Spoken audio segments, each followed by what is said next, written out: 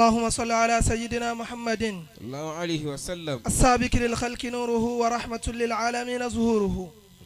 عدد من مضى من خلقك ومن بقي منهم ومن سعد ومن شقي صلاة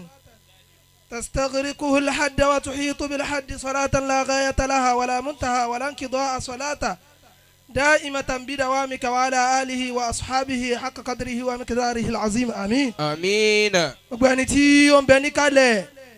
فرما كون وجو النبي محمد صلى الله عليه وسلم صلى الله عليه وسلم. Ànábì náà ni a fi kíra wa táwa ti sọ pé mẹ́ta gbogbo ẹni tó ń bẹ níkàlẹ̀ náà ni a ti kí yẹn bá ń sọ pé sallallahu alayhi wa sallam. sallallahu alayhi wa sallam. wílẹ̀ kan sí. sallallahu alayhi wa sallam. afáwa aljamali èyí tí èmi ní sọ torí àsìkò afáwa ibnu kathir ló ń ṣe tafsiri aya wala qad atayna luqmana al-hikmata máwùlẹ̀ gbé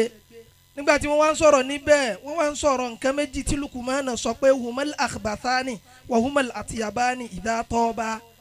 ó ní nǹkan méjì tó o bá ti ní tó sì wúlò fún ọ idha khabutha fa anta qad khabathta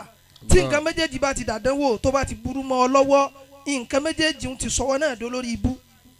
ó wá ní nǹkan méjèèjì ìmí tó ṣe pé idha toba qad tibuta tí méjèèjì náà bá ti dá ìwọ náà ti dá kini nǹkan náà ó náà ní an-nafsu wal-lisanu. Allah. ẹ̀mí yín da ẹ̀mí bàbá tó bí yín da ahọ́n yín náà tún wá da gbọ́ nǹkan mẹ́ta má jẹ́ kí a sọ ahọ́n rẹ níbi nǹkan mẹ́ta kó má lè bá a sọ ní burúkú níbi nǹkan mẹ́tẹ̀ẹ̀ta alákọ̀ọ́kọ́ nígbà tí inú ẹ bá ń dùn míà náà ló gbà tó tó àṣírí àfẹ́ ẹgbẹ́ rẹ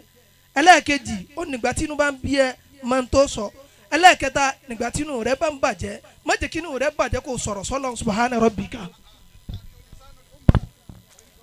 afa ìtorí ìmọ̀lẹ́yà ó sì ju máìkì lẹ̀ ẹ jọ wàláì 2 minutes ni bàbá lò Al-Adabul Mubarak